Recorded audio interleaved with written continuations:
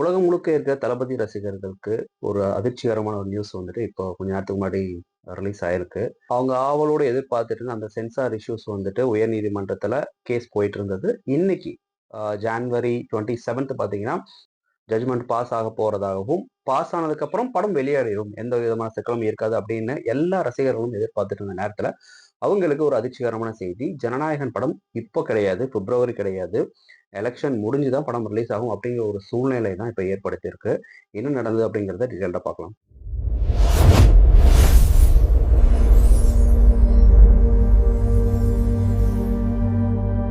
எல்லாருக்கும் தெரிஞ்ச விஷயம் தான், ஜனநாயகம் படத்தினுடைய சென்சார் இஷ்யூஸ் ரொம்ப பீக்ல போயிட்டு இருக்கு. சென்சார் போர்டுக்கும் ப்ரொடக்ஷன் டீமுக்கும் வந்துட்டு பல விதத்துல வந்து ஈகோ கிளாஷ் ஆகி உயர் நீதிமன்றம் போய் உச்சநீதிமன்றம் போய் உச்சநீதிமன்றத்துல இருந்து உயர் நீதிமன்றம்ல ஒரு இஷ்யூ போயிட்டே இருக்கப்ப எங்களால அதுல வந்துட்டு ஜட்மெண்ட் கொடுக்க முடியாது அப்படின்னு சொல்லிட்டு மறுபடியும் உயர் நீதிமன்றத்துக்கு வந்துட்டு இது பண்ணிட்டு இருக்காங்க. இப்படி ஜனநாயகன் படத்தை வந்துட்டு இங்கேயும் அங்கேயும் அங்கேயும் இங்கேயும் வந்துட்டு பந்தாடிட்டு இருந்திருக்காங்க. ஸோ இந்த நேரத்துல ஜான்வரியில ப்ரொடக்ஷன் டீமும் சென்சார் போர்டும் வந்து உயர் நீதிமன்றத்துல வந்துட்டு ஒரு கேஸ் ஒன்று போட்டிருந்தாங்க. ஸோ அந்த கேஸ் போயிட்டு இருந்தது. அதற்கான ஜட்மெண்ட் இப்போ 27th இன்னைக்கு காலையில 10 மணிக்கு வந்துட்டு பாஸ் ஆயிருக்கு. ஸோ அந்த இரு நீதிபதிகள் அமர்வு என்ன ஜட்மெண்ட் வந்து இன்னைக்கு கொடுத்துருக்காங்க அப்படிங்கிறத வந்துட்டு நான் உங்களுக்கு ரீட் பண்ணி காட்டுறேன். ஜனநாயகம் படத்துல இருக்க காட்சிகள் தொடர்பாக தணிக்கை வாரிய தலைவருக்கு பாத்தீங்கன்னா புகார் வந்து அனுப்பப்பட்டு இருக்கதாகவும், வெளிநாட்டு சக்திகள் இந்தியாவில் மத பிரச்சனை உருவாக்குவது போல வந்து ஜனநாயகன் சில காட்சிகள் சில வசனங்கள் இருப்பதாகவும், ஜனநாயகனில் உள்ள சில வசனங்கள் பாத்தீங்கன்னா நாட்டுல மத பிரச்சனை ஏற்படும். ஒருவேளை இந்த படம் வெளிவந்ததுன்னா இந்த டயலாக் இஷ்யூஸ் அப்புறம் வந்துட்டு மத பிரச்சனை இந்த மாதிரி விஷயங்கள்லாம் வந்து ஒரு பெரிய ஹீரோ நடிச்சு இந்த படம் வந்ததுன்னா அது வந்து தமிழ்நாட்டில் ஒரு சலசலப்பை ஏற்படுத்தும் அப்படிங்கிறதுனால நாங்க சென்சார் கொடுக்க மாட்டோம் அப்படிங்கிற மாதிரி சென்சார் போர்ட்ல இருந்து இந்த படத்துக்கு வந்துட்டு கட் சொல்லியிருந்தாங்க.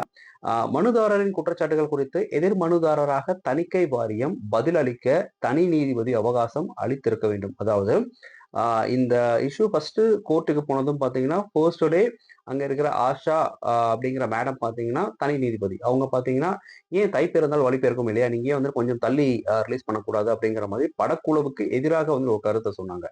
அப்படின்னு ஒரு நாள் தள்ளி வச்சாங்க. 2வது நாள் போய் கேட்கிறப்போ, ஓகே எல்லாம் கிளியர் பண்ணிருங்க. நீங்க படத்தை ரிலீஸ் பண்ணலாம் அப்படிங்கிற மாதிரி ஜட்ஜ்மெண்ட் கொடுக்கப்பட்டது. ஸோ அந்த தனி நீதிபதி அமர்வுல இருக்கக்கூடிய ஆஷா மேடம் பாத்தீங்கன்னா, சிபிஎஃப்சிக்கு வந்துட்டு எந்த வாய்ப்பும் கொடுக்காம, அதாவது பேசவே விடாம பாத்தீங்கன்னா, ப்ரொடக்ஷன் டீமுக்கு சாதகமா படத்தை ரிலீஸ் பண்ணுங்க அப்படிங்கிற மாதிரி கொடுத்துருக்காங்க. ஸோ அப்படி பண்ணக்கூடாது. அதனால வந்துட்டு நீங்க ஆப்போசிட் பார்ட்டியை வந்துட்டு பேசுறதுக்கான டைம் கொடுக்கணும் அப்படிங்கிற மாதிரி இரு நீதிபதிகள் அமர்வு வந்து இன்னைக்கு சொல்லியிருக்காங்க. அதனால ஜனநாயகன் படத்திற்கு யுஎஸ் சான்றிதழ் வழங்க நீதிபதி பி.டி. ஆஷா பிறப்பித்த இந்த உத்தரவு பாத்தீங்கன்னா ரத்து. இன்னொரு பாயிண்ட் ஒன்று சொல்லியிருக்கிறாங்க. இயற்கையான நீதியை உறுதிப்படுத்த ஜனநாயகன் சென்சார் வழக்கை மீண்டும் தனி நீதிபதி அமர்வு விசாரிக்க வேண்டும் அப்படிங்கிற மாதிரி உயர் நீதிமன்றம் இன்னைக்கு உத்தரவு பிறப்பிச்சிருக்காங்க. இது இல்லாம ஜனநாயகம் படத்தை பார்த்தீங்கன்னா மறு தணிக்கைக்கு அனுப்பும் தணிக்கை வாரிய தலைவரின் முடிவுக்கு எதிராக தயாரிப்பாளர் மனுவை திருத்தி தாக்கல் செய்திருக்க வேண்டும். அந்த திருத்தி தாக்கல் தான் வந்துட்டு இங்க இஷ்யூவே. அதுதான் ஈகோ கிளாஷ் ஆகி இவ்வளவு பிரச்சனை இருந்து விட்டுருக்கு. திருத்தப்பட்ட மனு தாக்கலுக்கு பிறகாவது ஜனநாயகன் வழக்கை முக்கியத்துவம் கொடுத்து விரைவாக தனி நீதிபதி விசாரிக்க வேண்டும் அப்படிங்கிற மாதிரி உயர் நீதிமன்றம் இன்னைக்கு ஜட்மெண்ட் பாஸ் பண்ணியிருக்காங்க. இதுல இன்னொரு விஷயம் என்னன்னா, ஜட்மெண்ட் பாஸ் பண்ணிட்டாங்க. பட் அடுத்த ஹியரிங் எப்போ அப்படிங்கிறது இன்னுமே வந்து கன்ஃபார்ம் பண்ணல. ஹியரிங் டேட் சொல்லாத பட்சத்துல மேபி இன்னைக்கு ஈவினிங்கோ இல்ல வந்து நாளைக்கோ வந்துட்டு ஒரு 2-3 டேஸ்ல வந்து ஹியரிங் எப்போ அப்படிங்கிறது கன்ஃபார்ம் ஆயிரும். ஸோ இந்த ஹியரிங் டேஸை பொறுத்து அடுத்தடுத்த சூழ்நிலைகள் என்ன அப்படிங்கிறது வந்துட்டு மாறும். ஆனா இப்போதைக்கு இன்னைக்கு சூழ்நிலைக்கு இந்த உயர்நீதிமன்றத்துடைய இந்த உத்தரவுனால பாத்தீங்கன்னா, தேர்தலுக்கு முன்பாக ஜனநாயகன் படத்தை வந்துட்டு வெளியிறதுல ஒரு மிகப்பெரிய சட்ட சிக்கல் ஏற்படுத்தியிருக்கு அப்படிங்கிறது தான் உண்மை. இதுல இன்னொரு விஷயம் எல்லாருக்கும் தெரிஞ்சதுதான், இந்த தேர்தல் நடத்தை விதிகள் எலெக்ஷன் கமிஷன்ல இருந்து எலெக்ஷன் போர்டு பாத்தீங்கன்னா நம்ம எலெக்ஷன் டேட் அனௌன்ஸ் பண்ணிட்டாங்கன்னா அந்த விதிகளின்படி பாத்தீங்கன்னா ஒரு கட்சி தலைவராக இருக்கக்கூடிய ஒருவர் தன்னுடைய சொந்த கருத்துக்களை கட்சிகளுடைய கொள்கை கோட்பாடுகளை மேனிப்புலேட் பண்ற பட்சத்துல வந்து அது அந்த தேர்தலுடைய மக்களுடைய மனப்போக்கையே மாத்துறதுக்கான வாய்ப்புகள் இருக்கு. அதனால வந்துட்டு எந்த படத்தையுமே பாத்தீங்கன்னா எலெக்ஷனுக்கு முன்பாக ரிலீஸ் பண்றதுக்கு election board as per the laws பாத்தீங்கன்னா தே ஒன்ட் அலோ.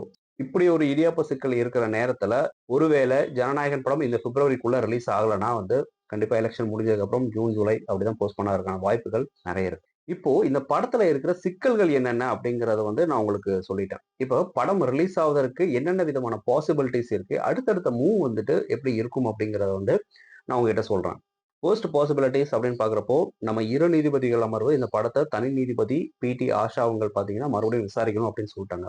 இப்ப பிடி ஆஷா மேடம் பாத்தீங்கன்னா மறுபடியும் இந்த வழக்க மறுபடியும் ஸ்கிராச்ல இருந்து ஸ்டார்ட் பண்ணி அவங்க விசாரிச்சு ஜட்ஜ்மெண்ட் பாஸ் பண்றதுக்கு ஒரு சில நாட்கள் ஆகலாம். அந்த ஒரு சில நாட்கள் ஆகிற பட்சத்துல வந்துட்டு எப்ப இவங்க ஹியரிங் அட்டன் பண்ணுவாங்க அப்படிங்கிற நாளை பொறுத்து தான் வந்து படத்தினுடைய ரிலீஸ் டேட் அனௌன்ஸ் பண்ணப்படும்.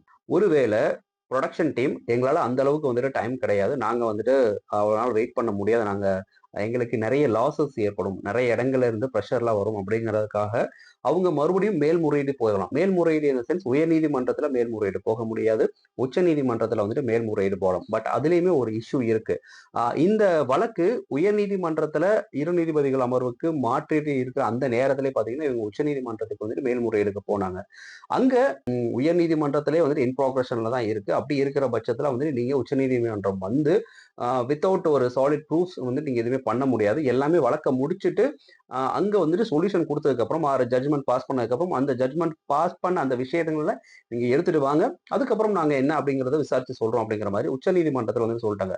இப்போ உச்ச நீதிமன்றத்துல ஆல்ரெடி இவங்க போயிட்டு பேக் ஆயிட்டு வந்திருக்கிற இந்த நேரத்துல மறுபடியும் உச்ச நீதிமன்றம் போறதுக்கான வாய்ப்புகள் இருக்குமா அப்படின்னு கேட்டீங்கன்னா கொஸ்டின் மார்க் தான். இதற்கு அடுத்த பாசிபிலிட்டி என்ன அப்படின்னு பாக்குறப்போ வேற வழியே கிடையாது, சரண்டர் தான். நம்ம உச்ச நீதிமன்றம் உயர் நீதிமன்றம் இங்க அங்க அங்க இங்கன்னு சொல்லிட்டு தவறதுக்கு நம்ம சென்சார் போர்டு கிட்டே வந்துட்டு நம்ம டைரக்டா பேச்சுவார்த்தை நடத்திடலாம் அப்படின்னு சொல்லிட்டு ப்ரொடக்ஷன் டீம் அவங்களுடைய ஈகோ இந்த விஷயங்கள் எல்லாத்தையுமே தூக்கி போட்டுட்டு படம் ரிலீஸ் ஆனா போதும் அப்படிங்கிற பட்சத்துல அவங்க இறங்குனாங்கன்னா அதுலயும் ஒரு சிக்கல் இருக்கு. என்னன்னா ஆல்ரெடி படத்துல ஒரு நம்ம சொன்ன மாதிரி 15 to 20 கட் கொடுத்து அந்த 20 கட்டையும் வந்து அக்செப்ட் பண்ணிட்டு தான் இந்த படம் யூஎஸ் சர்டிபிகேட் உடைய வெளியாகிறதா வந்து இருந்தது. இந்த நேரத்துல மறுபடியும் சிபிஎஃப்சி கிட்ட போயிட்டு இவங்க பேச்சுவார்த்தை நடத்தி நீங்க சொல்றதுக்கு வந்து நாங்க உடன்படுறோம் அப்படிங்கிற பட்சத்துல அவங்க எத்தனை கட்டு சொல்றாங்களோ அத்தனை கட்டை வந்துட்டு இவங்க அக்செப்ட் பண்ணிட்டு கட் பண்றதுக்கு ரெடி ஆகணும். இந்த விஷயங்கள் எல்லாத்தையும் அவங்க அக்செப்ட் பண்ணிக்கிட்டு படத்தை ரீஎடிட் பண்ணாங்கன்னா அந்த படத்தினுடைய காட்சி போக்கு வந்துட்டு மாறுறதுக்கான வாய்ப்புகள் நிறைய இருக்கு. படத்தினுடைய வெற்றி வாய்ப்பை வந்துட்டு அது நிறைய பறிக்கும் அப்படிங்கிற மாதிரி வந்து ப்ரொடக்ஷன் டீம்ல இருந்து வந்து சொல்றாங்க. இப்படி ப்ரொடக்ஷன் டீம் சிபிஎஃப்சியை அப்ரோச் பண்ணாலும் சிபிஎஃப்சி உடைய ரூல்ஸ் அண்ட் ரெகுலேஷன்ஸ் படி அவங்கக்கிட்ட வந்துட்டு ஒரு படம் 2 வாரத்துக்கு முன்னாடி வந்துட்டு போயிருக்கும். இது வந்து ரிவைசிங் கமிட்டி மூலமா போகக்கூடிய ரீசென்சார் மாதிரி. So as per the rules and regulations they might have take and another 60 days. அவங்களா மனசு மாறி டக் டக் டக்னு எல்லாமே வந்துட்டு விஷயத்தை எல்லாத்தையும் சார்ட் அவுட் பண்ணி இது இவ்வளோ மியூட் இவ்வளோ கட்ஸ் அப்படிங்கிறது இது பண்ணிட்டு இந்த சர்டிஃபிகேட் அப்படிங்கிறத அவங்க பாஸ் பண்ணிட்டாங்கன்னா படம் வெளியாவதற்கான வாய்ப்பு இருக்கு. அதுவும் நான் ஆல்ரெடி சொன்ன மாதிரி பிப்ரவரி எண்டுக்குள்ள இந்த படம் வெளியானதா உண்டு. ஒருவேளை பிப்ரவரி எண்டுக்குள்ள வந்து இந்த படம் வெளியாகாத பட்சத்தில் Jananayagan will postpone to June or July after the election.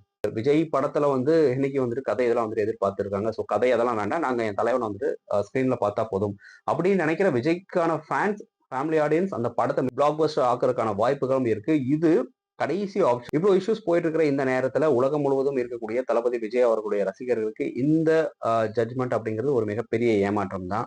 நாங்க என்ன நினைக்கிறோம், படத்தை வந்துட்டு ஸ்கிரீன்ல அந்த ஒரு 2 hours 2.5 hours பார்த்து செலிப்ரேட் பண்ணிட்டு போறோம், அவ்வளவுதான். இதுல என்ன இவ்வளவு பிரச்சனை இருக்கு? ஒரு கமர்ஷியல் படத்துல வந்து ஆக்ஷன், சென்டிமெண்ட், காமெடி, ஒரு மாஸ், ஃபேமிலி ஆடியன்ஸ் அந்த விஷயங்கள் தான் வந்துட்டு மக்கள் எதிர்பார்த்து போவாங்க. கருத்துக்கள்லாம் பாக்குறதுக்கு யாருமே வந்துட்டு கமர்ஷியல் படங்களா போக மாட்டாங்க. அதுவும் வந்து விஜய் படத்துல எல்லாம் வந்து கருத்துக்களுக்காக யாரும் போகவே மாட்டாங்க. பட் எஸ், அவருடைய அரசியல் கருத்துக்கள் இந்த படத்துல வந்து அங்கங்க இருக்குது அப்படின்னு சொல்றாங்க. இருந்தாலும் இது ஒரு முழு நீள அரசியல் படமா இருக்கிறதுக்கான வாய்ப்புகள் வந்துட்டு இருக்கு. படத்துல அரசியல் இருக்குமே தவிர அரசியலே படமா இருக்காது அப்படிங்கிறது தான் இந்த ட்ரைலர், ஆல்ரெடி வெளிவந்த அந்த பகவத் கேஸோடைய கோர் கண்டென்ட் இதெல்லாம் வச்சு வந்துட்டு நான் ப்ரெடிக்ட் பண்ற விஷயம். பட் ஆடியன்ஸ்க்கு இது ஒரு மிகப்பெரிய ஏமாற்றம் தான். அஸ் அ விஜய் ஃபேனா எனக்கு ஒரு மிகப்பெரிய ஏமாற்றம் தான். சென்சார் டீமுக்கு தெரியும், உச்ச நீதிமன்றம் உயர் நீதிமன்றம் அவங்களுக்கு தெரியும் அஸ் பர் த லாஸ் வந்துட்டு என்ன பண்ணணும் அப்படிங்கிறது. உச்ச நீதிமன்றத்துக்கே போனாலும் அவங்களுக்கு முன்னாடி இருக்கிற ப்ரூஃப்ஸ் எல்லாம் வச்சுதான் வந்து அவங்க கேஸ்க்கான ஜட்மெண்ட் பாஸ் பண்ணுவாங்க. உயர் நீதிமன்றம் இல்லைன்னா என்ன, மறுபடியும் உச்ச நீதிமன்றம் போகலாம் அப்படின்னு சொல்லிட்டு வாய்ப்பு இருக்கு அப்படிங்கிறதுக்காக எல்லா இடத்துலயும் நுழைஞ்சாலும் அதுவே வந்து பேக் ஃபயர் ஆகிறதுக்கான வாய்ப்புகள் இருக்கு. இதெல்லாம் வந்து சட்ட சிக்கல்கள் எவ்வளவு இருக்கிறப்போ ரசிகர்கள் வந்துட்டு கொஞ்சம் காம் டவுனா இருக்கிறது பெட்டர். வேற வழி கிடையாது. டீம் பார்த்துப்பாங்க, எல்லாம் நல்லது நடக்கும் நான் நினைக்கிறேன். தளபதி விஜய் அவர்களும் எல்லாத்தையும் வந்து பார்த்துட்டு இருக்கிறாங்க. எல்லா விஷயங்களும் சார்ட் அவுட் பண்ணி படம் சீக்கிரம் வெளியாகும் நான் நினைக்கிறேன். உங்களுடைய கருத்துக்கள் என்ன அப்படிங்கிறத கமெண்ட் பாக்ஸ்ல பதிவு பண்ணுங்க. தேங்க்யூ, டாடா, டேக் கேர், பாய்.